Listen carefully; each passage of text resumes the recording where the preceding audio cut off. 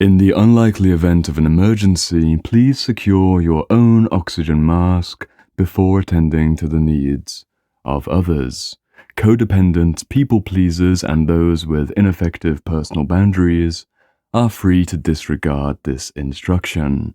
We look forward to your desperate attempts of distributing life-saving oxygen to everybody but yourself. Thank you, and have a safe flight.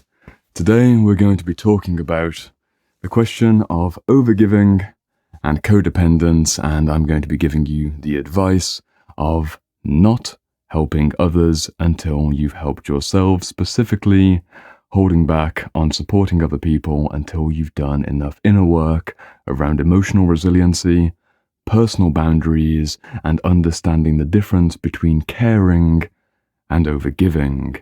This is an exceptionally important conversation for anybody who's emotionally sensitive, kind-hearted, and especially those working in the helping professions. This is anybody who has a general lifestyle of giving rather than taking. And we're going to be drawing upon one of the best books I know about the topic, Ministry Burnout by John Sanford, which is a book written by a man who is both a priest and a psychotherapist. So if there's ever a person to turn to in regards to learning how to abandon our people-pleasing, nice guy, nice woman behaviors, it's someone like John Sanford, because let's dive straight into the book with a few quotes to kick off today's episode of the Library series.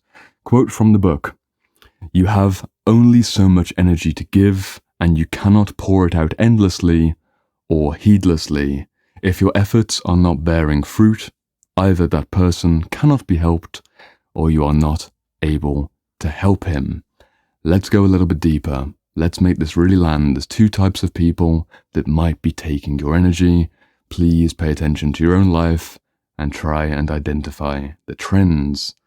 There are two other types of people who may take our energy who are not necessarily mentally ill, but who are unable or unwilling to help us constructively.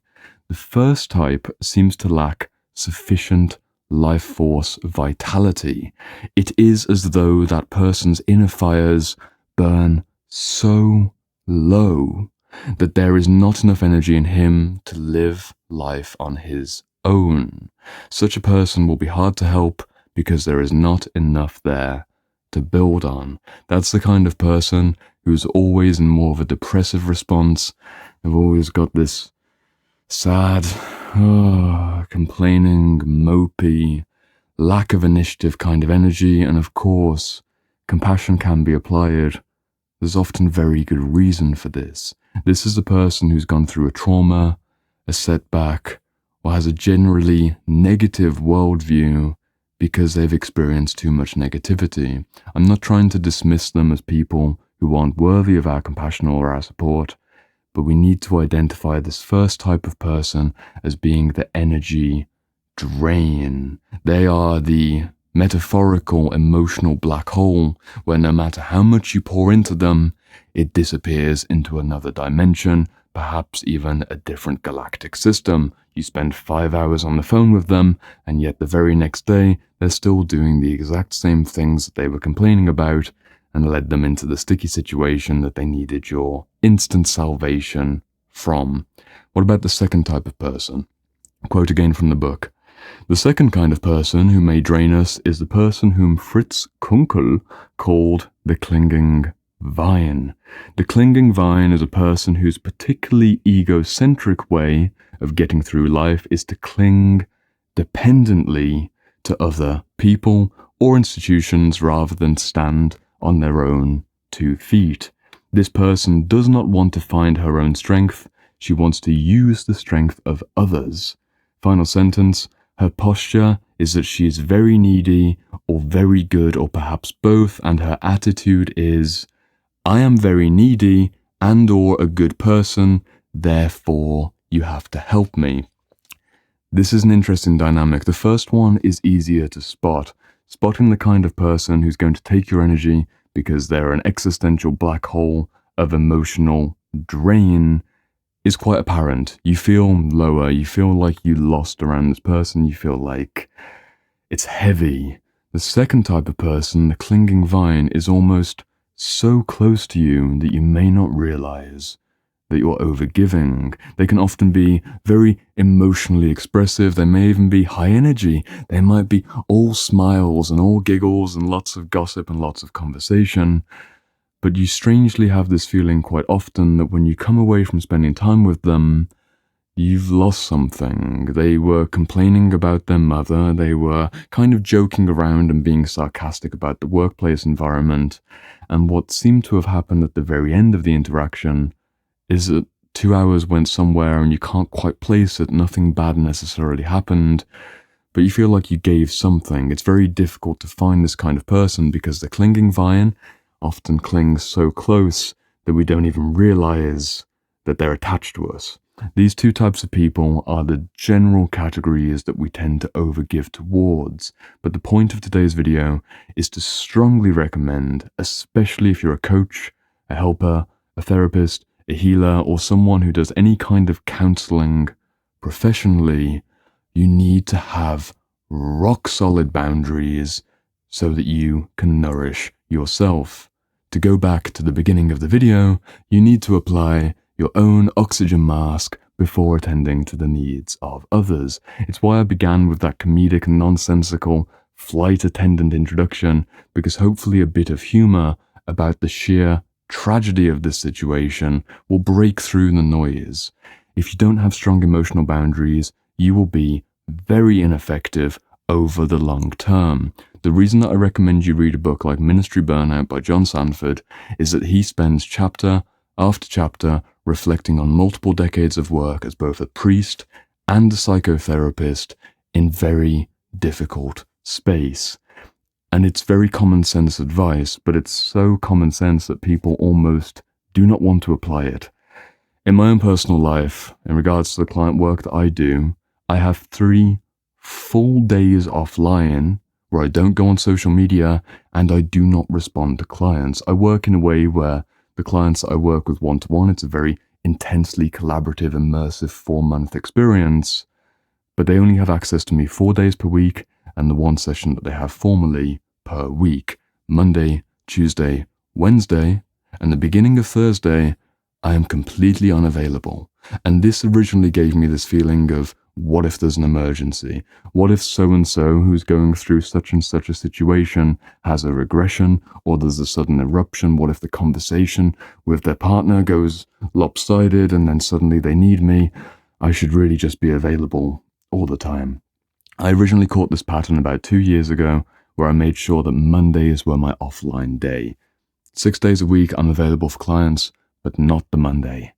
And then I realized about 1.5 years ago, or maybe about 1 year ago, somewhere between 1.5 years and 1 year ago, I think around my birthday last year, so over 1 year ago, I realized that I have far more energy to give if I spend 3 days not on my phone, going to the gym, eating well, sleeping 9 or 10 hours per night, and being entirely unavailable.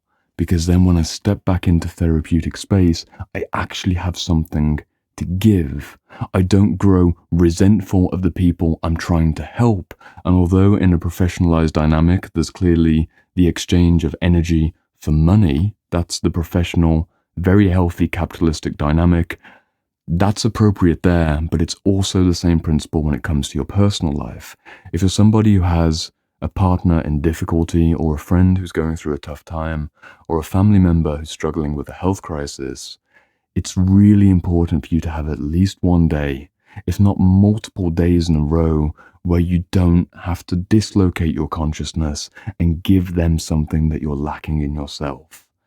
Some situations will require, say for example, if you are a full-time carer, or your partner's going through a psychotic break, something very particular, very intense. Those kinds of situations will require more daily contact. But the vast majority of situations where you've got a friend who's struggling with something, or you've got a loved one who's going through some kind of crisis, it's not going to get beyond the medium level of intensity. It's only your thinking that makes it seem that it's the most intense thing possible.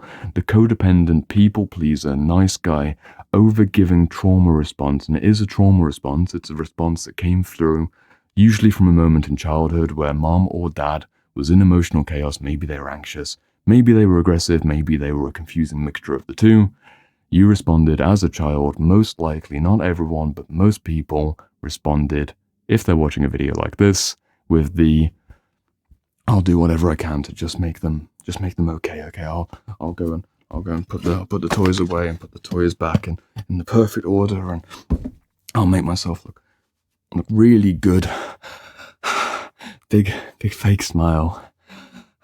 It's all okay. And then the hyperventilation starts to build because you are being a fake, false persona. That began in childhood, it extends all the way through your adolescence, and it gets especially solidified in your romantic situations and probably your close friendships. It's not truly who you are. There's a difference between the loving, generous heart, which is your true self, or as close to your true self as you might access, that anyone could access, and this overlay of people-pleasing, overgiving, compulsive generosity, which really, if you step all the way back and look at the situations in your life, you realize that you're not giving to be kind, you're giving to make yourself feel safe. With the person who's taking from you, there's two certain things that happen before that moment of energetic overgiving, internal aspects that we can be aware of.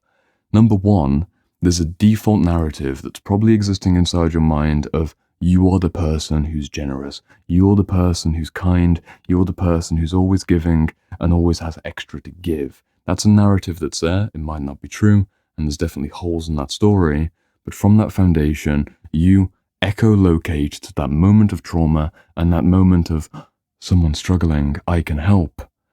But the reality is that you're in a trauma response the whole time.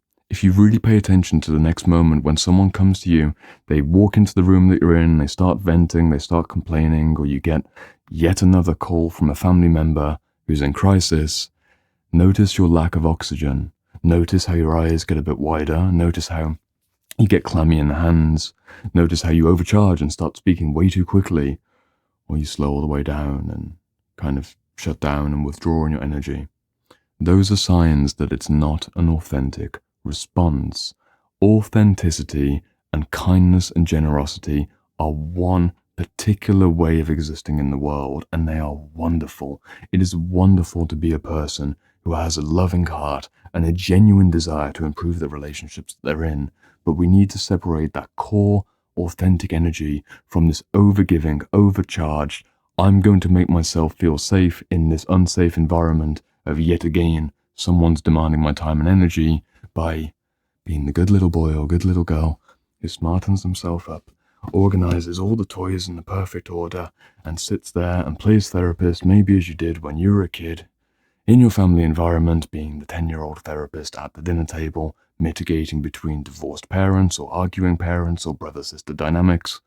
Whatever it might be, that's likely to be the root cause of this overgiving, compulsive, ultimately long-term degrading situation that will lead to resentments. And if you want to go even further down the possibilities of where this will take you, I've seen people who say that by their own, this isn't medically confirmed, but I've heard stories, and maybe you've heard them as well, of people who develop things like infections in their chest, or they develop certain rigidity patterns, things like arthritis, and if they really do the inner work and they go into therapeutic space, they know that the reason they can't breathe is because they were giving that life-nourishing energy to other people and they spent too long constricted, or the reason that they've got reactive arthritis or something like this, some kind of degenerative inflammation, is because they're always overcharged. They're always on the lookout for the next fire that they can put out. So what do we do? What do we do to actually resolve this pattern? As I mentioned at the start of the video, my number one advice is that you do hold off on trying to help other people until you've done a certain degree of your own inner work. But how much? How much healing is appropriate before you start trying to heal, help, or support other people? In reality, you can never fully remove yourself from the relationships you're in. You won't be able to take 6 months out to not be a friend, not be a partner, or not be a son or daughter, and do all the healing work in private. It's just completely unrealistic. but you will be able to find windows of time and claim back that energy with healthy boundaries devoted to your own healing work. If you're aware that you have an anxious holding pattern in your throat and in your chest, or you have unexpressed anger that could really do with coming through as a few boxing classes down the gym, or maybe some really aggressive, high-intensity cardio, you might need to burn off some of that energy before you go into the helping situation. It's realistically not an invalid situation at all. Excuse me, the waste delivery truck's here, so if you can hear it, that's what threw me off a little bit there. I've got a delivery. I'm just going to be right back. Hello. Coming around.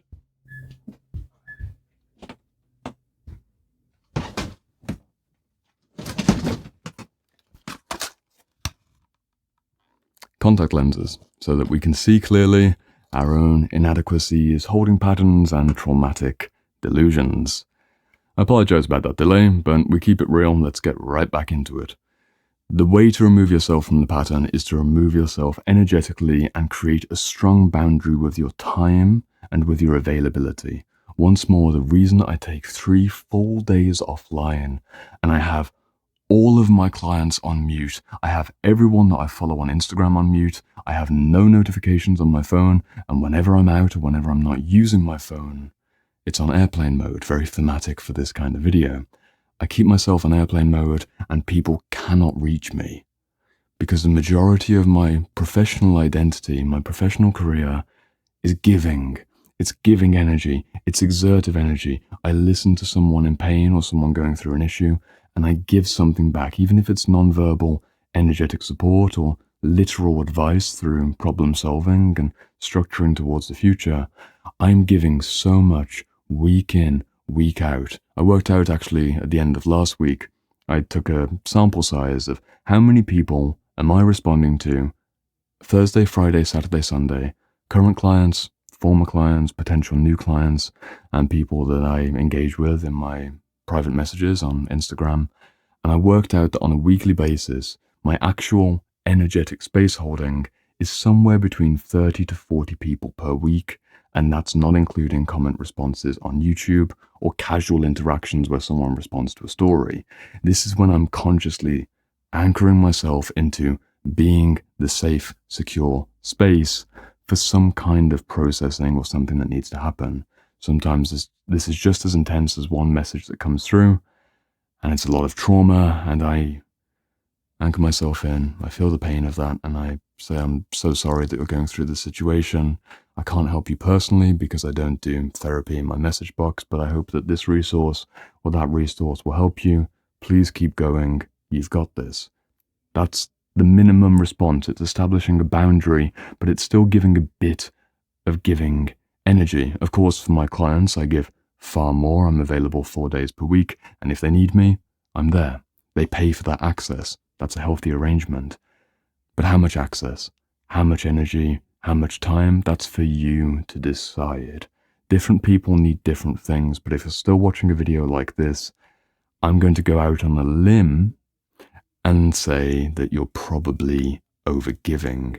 You're probably too available. If you're on your phone every day putting out a fire or handing out the oxygen masks without putting your own mask on, it's likely that you've got a compulsive trauma-based response that is continuing to sap your energy because you haven't paused to reflect on some of the key questions like, why do I always feel like I'm the one who needs to solve everything? Why am I always the therapist in every friendship? Why am I always the healer whenever there's pain? Why do I feel like I need to do this? Why do I feel like I'm not okay if I'm not helping? Why do I feel like my value is only there? Why do I feel like I'm only worthy of love if I'm helping? Key questions to ask. Unraveling this codependency, this people-pleasing, this nice guy tendency. Any language that you want, it requires awareness and it requires boundaries. The boundary of time, the boundary of energy, but crucially, it's admitting to yourself that this strategy is not working. And if you do not dissolve the strategy, it's only a certain number of years or a certain number of decades at a push before you develop some significant disease in your body because of all of that unexpressed resentment and all of that I just don't want to do this kind of push away energy. Someone's coming into you, and theatrically never do this in real life. There's a little part inside of us, quite an angry part inside of us. Someone comes into the room and they go, and you want to push them away. You don't want them there. You do not want it. You want to close the door and push them out. You want to be left alone for just a few minutes. If you're not honoring that voice, therapeutically, symbolically, either going to a gym class, spending time outside in nature, working with a professional to find ways to loosen up that energetic holding pattern, it will start to become rigid, and do not be surprised if your inability to push away becomes an inability to receive. From a bioenergetic, somatic awareness perspective, these gestures are very much connected. If you push with one arm or punch with one arm, you can comfortably receive with the other. I'm very liberated in my movements. I can go out, up, wherever I need to go, because I know how to push away, and I know how to pull in with consciousness in right proportion. You need to be able to receive in your heart and give from your heart. And if you realize that there's an imbalance in your ability to actually get back and be nourished via other people, and also by yourself, it might be because you've got a push away response which is yet to be honored. So I do recommend that you pause your overgiving patterns until you've done enough trauma work for yourself. And if you're a professional, a helper, a coach, a therapist, whatever you might be, and you still haven't got healthy time boundaries around who gets your time and when, you cannot continue like this. I will say it strongly. You cannot continue like this. With 1 or 2 clients, maybe. But if you start adding half a dozen or a dozen people that you're looking after, or you're someone like me who uses the internet to contact many people around the world, you're going to be given many opportunities to share your healing gifts. But you better make sure that you fill yourself first, because you are the central point. Nothing happens without this being healthy. So make sure that you're healthy and put yourself truly in the most healthy situation for yourself every single week as priority. It's non-negotiable. Zero negotiability. Just protect your energy. Heal yourself from the inside, and as you get stronger in that emotional resilience, that ability to regulate your ups and downs, you will be a solid mountain of support for many, many, many more people than you currently can be. It's a worthwhile journey. It takes a bit of logical tweaking. We have to challenge that narrative of always being a compulsive overgiver. But if you can tap back to the authenticity of your heart, once again, go from false persona, trauma-based, put out the fire so I can feel safe. The fire's not going to come get me if I throw a bucket of overgiving on it beforehand. You can pull it back. Access your heart and center yourself in that place. Really center yourself there. It feels strong. It feels solid. Own 2 feet. Energy back. The right kind of pace. You'll be much more effective, and the world will benefit. I appreciate your attention, and I'll see you on the next video.